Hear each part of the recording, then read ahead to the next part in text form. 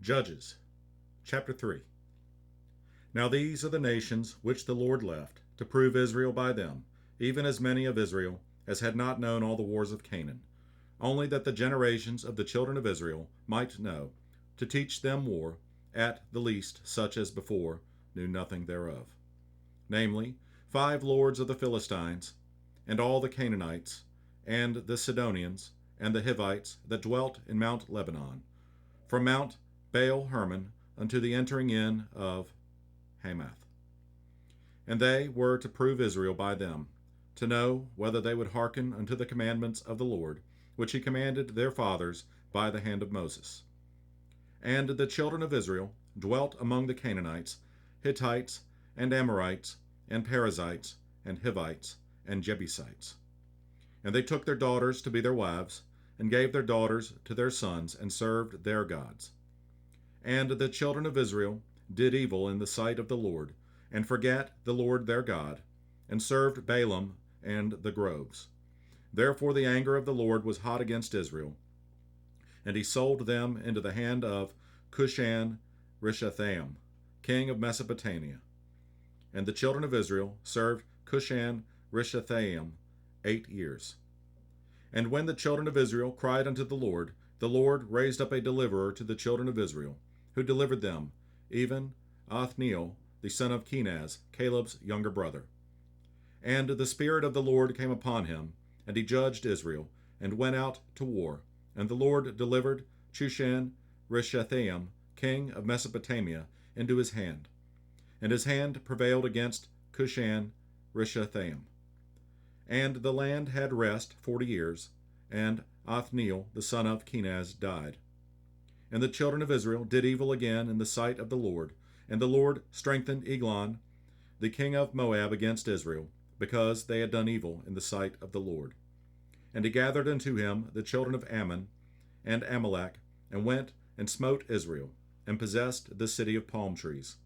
So the children of Israel served Eglon, the king of Moab, 18 years.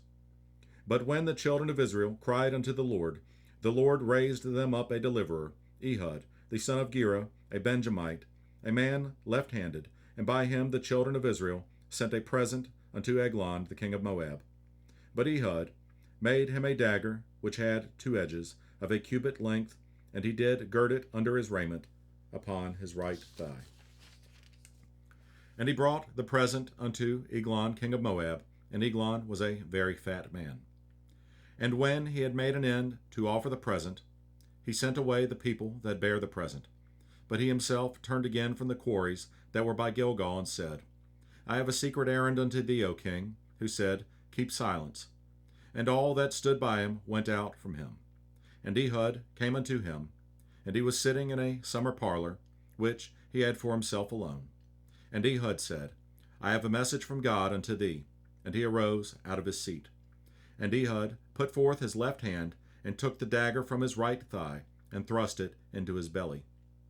And the haft also went in after the blade, and the fat closed upon the blade, so that he could not draw the dagger out of his belly, and the dirt came out.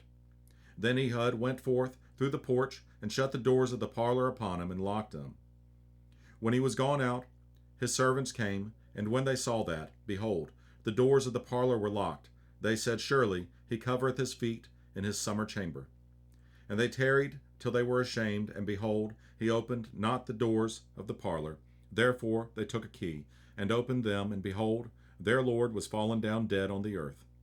And Ehud escaped while they tarried, and passed beyond the quarries, and escaped unto Seirath. And it came to pass, when he was come, that he blew a trumpet in the mountain of Ephraim, and the children of Israel went down with him from the mount, and he before them. And he said unto them, Follow after me. For the Lord hath delivered your enemies, the Moabites, into your hand.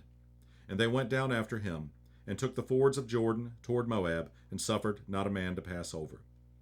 And they slew of Moab at that time about 10,000 men, all lusty, and all men of valor, and there escaped not a man. So Moab was subdued that day under the hand of Israel, and the land had rest 80 years. And after him was Shamgar the son of Anath, who slew of the Philistines 600 men with an ox goad, and he also delivered Israel.